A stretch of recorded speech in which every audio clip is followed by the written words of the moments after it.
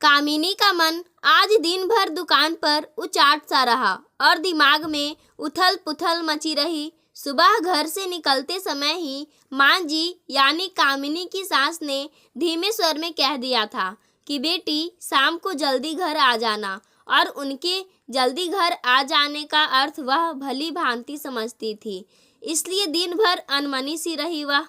बगल वाली बेला ने भी उसे 2-3 बार टोका। क्या बात है कामिनी, आज इतनी उदास क्यों लग रही हो? कामिनी मुस्कुरा भर दी। 5 बजे बेला और सामने वाली प्रज्ञा को दुकान का ख्याल रखने का कहकर घर चली गई। जाते ही अभिषेक उसके पैरों से लिपट गया। मान जी ने उसे चाय दी और तैयार होने को कहा। चाय पीकर कामिनी ने हाथ मुंह धोया और कपड़े बदलकर तैयार हो गई। मान जी ने जबरदस्ती उसके गले में चेन पहना दी और माथे पर बिंदी लगा दी। नियत समय पर कुंदन और उसके माता पिता कामिनी को देखने आ गए। कामिनी को तो वे लोग फोटो देखकर ही पसंद कर चुके थे। आज तो एक तरह से बात पक्की कर विवाह का मुहूर्त निकालने आए थे। कुंदन की माता जी ने शगुन देकर कामिनी को एक तरह से अपनी बहू बना लिया तो कामिनी की आंखें भर आई। ठीक इसी तरह एक दिन मान जी ने शगुन देकर रोशन के लिए उसे स्वीकारा था। तब मन में कितनी उमंगें थी, नए जीवन में प्रवेश की खुशी थी, नए परिवार के साथ बंधने की प्रसन्नता थी, और आज वही सब किसी और लड़के से शादी के लिए दोहराया जा रहा है। लेकिन मेरे मन में कोई खुशी व उत्साह नहीं है, उल्टे दुखी और बूझा बूझा सा मन। रात में अभिषेक ने कामिनी के गले में बाहें डालकर लाड से पूछा, मम्मी वो अंकल और दादा दादी कौन थे? वो तुम्हारे दादाजी के दोस्त और उनका परिवार था बेटा। कामिनी ने उसके सिर पर प्यार से हाथ फेरकर कहा। अभिषेक उससे चिपक कर जल्दी ही सो गया, पर कामिनी को देर रात तक नींद नहीं आई। 6 साल पहले ही तो रोशन से विवाह हुआ था कामिनी का। प्यार करने वाला पति, दिन भर स्नेह बरसाने वाला सास ससुर पाकर कामिनी को मानो दोनों जहां की खुशियां मिल गई थी। बचपन में ही कामिनी के माता पिता की मृत्यु हो गई थी। वह मामा मामी के यहाँ पली बढ़ी। उन्होंने उसे बहुत अच्छे से रखा। फिर भी कामिनी का मन किसी को माँ पिताजी कहने को तरसता रहता। शादी के बाद रोशन के माता पिता ने उसे भरपूर प्यार दिया। रोशन उनका इकलौता बेटा था। कामिनी के रूप में उन्हें बेटी भी मिल गई। साल भर के अंदर ही अभिषेक का जन्म हुआ। कामिनी और रोशन का प्यार का अभिषेक रोशन बेटी चाहता था, फिर भी वह बेटे के जन्म पर खुश हुआ। उसी ने बहुत लाड से उसका नाम अभिषेक रखा। अपने नए परिवार में कामिनी बहुत संतुष्ट और प्रसन्न थी। सबके प्यार व अभिषेक के लालन पालन में वह अपने बचपन के अभावों और माता पिता की असमय हुई मृत्यु के हादसे को भूल गई थी। अब जीवन से कामिनी को कोई शिकायत नहीं थी। हर तरह के सुख समृद्ध और संतुष्ट थी वह। लेकिन क्रूर होने को कामिनी का यह सुख रास नहीं आया। मामूली से बुखार में एक दवाई के रिएक्शन से रोशन की हालत ऐसी बिगड़ी कि मात्र 3 दिनों में ही वह चल बसा। कामिनी का मस्तिष्क सुन्न हो गया। 4 दिन पहले का हंसता खिलखिलाता रोशन यूं अचानक ही चला गया कि आज दुनिया में कहीं उसका नामो निशान तक बाकी नहीं रहा। कामिनी का दुनिया उजड़ गई। नन्हे अभिषेक का रोना भी उसको सुनाई नहीं देता था। मात्र 2.5 साल का ही तो था वह, और उसके सिर से पिता का साया उठ गया। रोशन के माता पिता ने अपने दिल पर पत्थर रखकर इस हादसे को बर्दाश्त किया और अभिषेक व कामिनी को संभालने में अपना गम भुलाने लगे। महीनों बाद कामिनी थोड़ी संभली और अभिषेक की देखभाल में अपना समय काटने लगी। उनके घर के पास ही एक छोटा बाजार था, जहां ऊपर वाली मंजिल पर महिला मार्केट था। वहां बहुत सारी गृहिणियां अपना व्यवसाय चलाती थी। कोई पार्लर बुटीक तो कोई सिलाई पेंटिंग क्लास। घरेलू काम से निर्वृत्त होकर औरतें अपनी अपनी दुकानों पर आ जाती। सब सहेलियां बैठी रहती, आपस में दुख सुख भी बांट लेती और कुछ रचनात्मक काम भी हो जाता। कामिनी के ससुर जी ने भी उसे वहां एक दुकान दिलवा दी। कामिनी नियम से अभिषेक को स्कूल भेजकर दुकान पर आ जाती। दिन भर ग्राहकों में और आसपास की औरतों से बातें करने में बीत जाता। बेला और प्रज्ञा से तो उसकी अच्छी घनिष्ठता हो गई थी। अब वह फिर से सामान्य होने लगी थी, लेकिन माँ और पिताजी को उसके भविष्य की चिंता सताने लगी थी। वे उसके पुनर्विवाह के लिए लड़का ढूंढने लगे। उनकी चिंता भी स्वाभाविक ही थी, क्योंकि वह मात्र 26 साल की ही तो थी अभी। पहाड़ सी जिंदगी वह अकेले कैसे काटती। कामिनी दोबारा विवाह करने के लिए बिल्कुल तैयार ना थी, पर सास ससुर के तर्कों और याचना के आगे उसे झुकना पड़ा। 2-4 जगह खोज खबर के बाद उन्हें कुंदन और उसका परिवार बहुत अच्छा लगा। सारी बातें तय हो गई, विवाह की तिथि पक्की हो गई। तब एक दिन माँ ने बताया कि कुंदन अभिषेक को अपनाने को तैयार नहीं है। कामिनी पर तो मानो वज्रपात ही हो गया।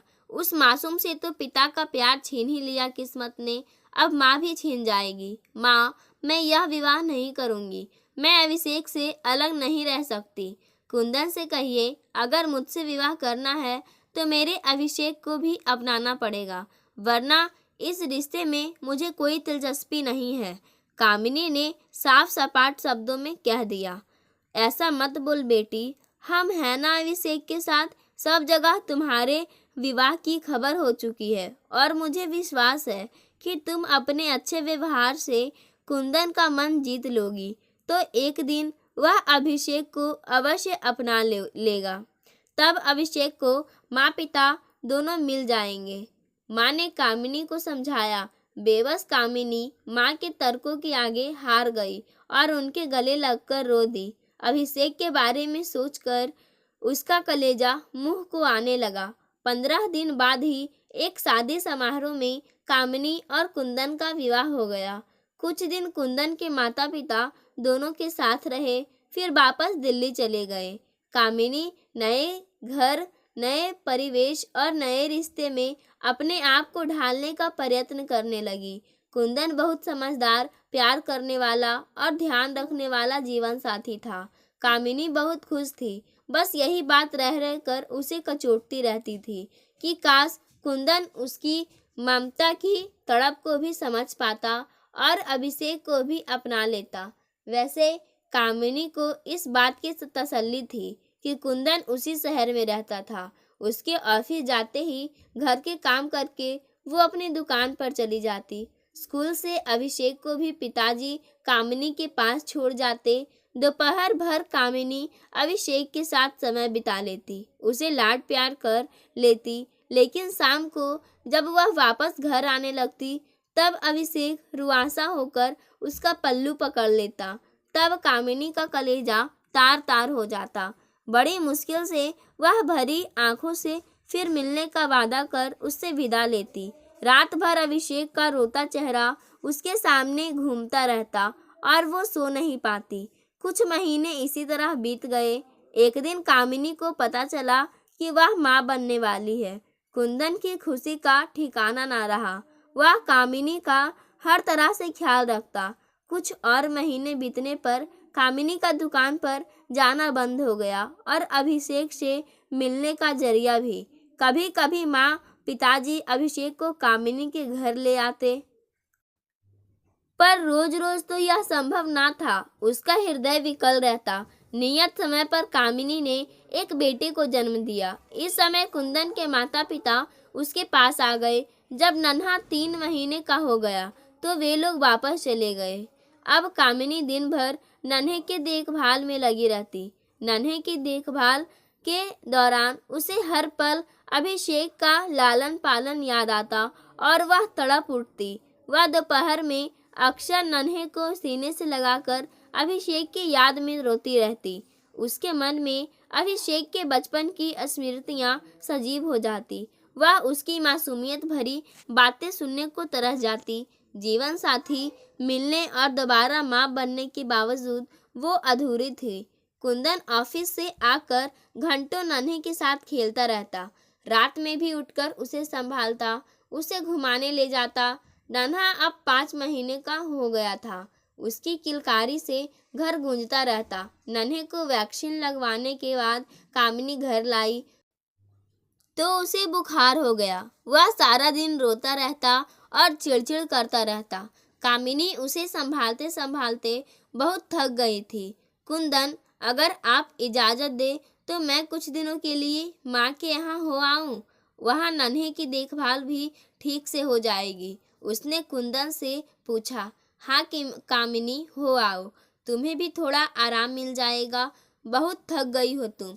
मेरी चिंता मत करना, ऑफिस का कैंटीन बहुत अच्छा है। मैं वहीं खाना खा लिया करूँगा। कुंदन ने सहर्ष अनुमति दे दी। कामिनी खुशी खुशी नन्हे को लेकर माँ के घर आ गई। नन्हे को सारा दिन माँ पिताजी संभाल लेते। कामिनी पूरा समय अभिषेक की देखभाल में बिताती। उसे नहलाना धुलाना, खाना खिलाना सब वह करती। महीनों बाद अभिषेक रात भर उसे लिपट कर सोया। वह उसे नई नई कहानियाँ सुनाती। कामिनी बहुत खुश थी और उसकी ममता भी पूर्ण रूप से संतुष्ट थी। कामिनी के जाने के बाद कुंदन जब शाम को घर आता तो घर उसे काटने को दौड़ने लगता। उसे कामिनी और नन्हे की बहुत याद आ रही थी। देर तक वह टीवी देखकर मन बहलाता रहता। रात में सोता तो उसे नींद भी लगता कि जैसे नन्हा रो रहा है या कुनमुना रहा है और वह चौंक कर जाग जाता। उसे ना घर में ना ही ऑफिस में चैन आ रहा था। ऑफिस में उसका मन काम में नहीं लगता और घर का सन्नाटा उसे खल रहा था। अचानक कुंदन को एहसास हुआ कि वह तो बाप है, फिर भी 5 महीने के बेटे से 5 दिन की पूरी दूरी उससे सही नहीं जा रही है। लेकिन कामिनी तो माँ है। 5 बरस जिस बेटे को उसने सीने से लगाकर पाला पोसा, उससे इतने महीनों वह किस तरह अलग रह पाई होगी। सचमुच वह कितना निर्दयी और छोटे दिल का है, जो एक मासूम को उसकी माँ से जुदा कर दिया। यदि कामिनी नन्हे को लेकर हमेशा के लिए चली गई तो कैसे जी पाएगी वह अपने जान से प्यारे बेटे के बिना, और फिर कामिनी कैसे जी रही होगी अब तक अभिषेक के बिना। कितना दर्द सहा होगा उसने। कुंदन की आंखें भर आई। वह कामिनी को अपना मान सकता है तो उसे उत्पन्न अंश को अपना क्यों नहीं मान सकता। कैसे वह इतना छोटे मन का स्वार्थी हो गया। उसे पश्चाताप होने लगा। अगले ही दिन कुंदन कामिनी के घर जा पहुंचा। नन्हे को गोद में लिए कामिनी अभिषेक को मान मनुहार करके खाना खिला रही थी। उसके चेहरे पर ममत्व की एक अलग ही चमक झिलमिला रही थी।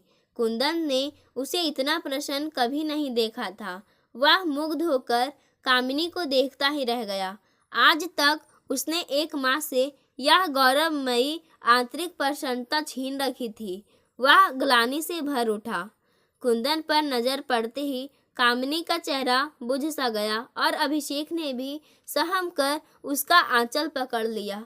कुंदन ने मुस्कुराकर अभिषेक के सिर पर हाथ फेरा तो वह कामिनी से सट कर खड़ा हो गया। तुम्हारे बिना घर बहुत सूना सूना लग रहा है। अब तो नन्हे की तबीयत भी ठीक है, चलो घर चले। कुंदन ने कामिनी से कहा। आप माँ को ले जा रहे हैं? अभिषेक की आंखों में आंसू भर आए। केवल माँ को ही नहीं बेटा, आपको भी घर ले जाने आया हूँ। अब से आप भी माँ के साथ ही रहेंगे, कुंदन ने प्यार से कहा। सच अंकल? अभिषेक प्रसन्न हो गया। अंकल नहीं, पापा बोलो बेटा, मैं तुम्हारा पापा हूँ, कुंदन ने उसे गोद में उठाकर प्यार से कहा। कामिनी आश्चर्य से कुंदन की ओर देख रही थी। मुझे माफ कर दो कामिनी, मैं बहुत स्वार्थी था। आज तक मैंने माँ बच्चे को एक दूसरे से अलग रखा। मैं तुम्हारा अपराधी हूँ। नन्हे से अलग होकर मुझे अपने बच्चे से दूर रहने का दर्द एहसास हुआ।